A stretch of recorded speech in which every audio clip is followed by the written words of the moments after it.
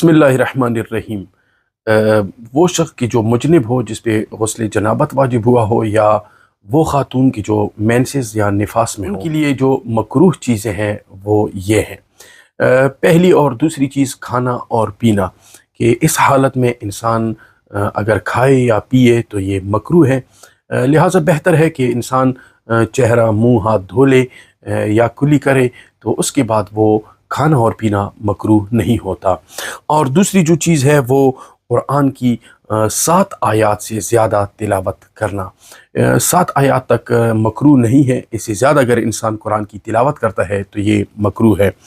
और चौथी जो चीज़ है वो बदन की किसी हिस्से को, हाथ को या किसी भी हिस्से को कुरान की जिल्द पर या हाशिए पर या जो सफ़हा जो लकीरें लिखी गई हैं उसके साइड में टच करना, मस करना, ये मकरूह है। क्योंकि आयात को टच करना वो तो हराम है, लिहाजा ऊपर से कुरान को टच करना वगैरह ये मकरूह है।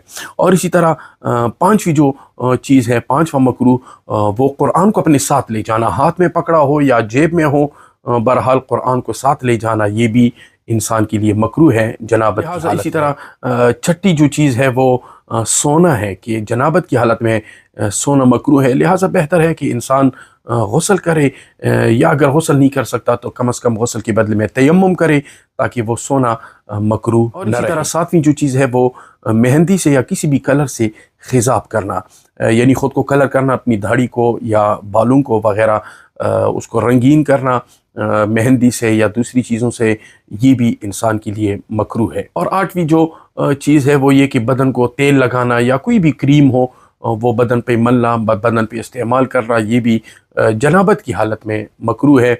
और आखिरी जो चीज़ है कि मुहतलिम होने के बाद इंसान दोबारा से जमा करता है, यानी एक दफ़ा इंसान अगर वो ख्वाब की हालत में उस पर गुस्ल वाजिब हो जाए तो डायरेक्ट गुस्ल करने से पहले वो बीवी से भी मिले।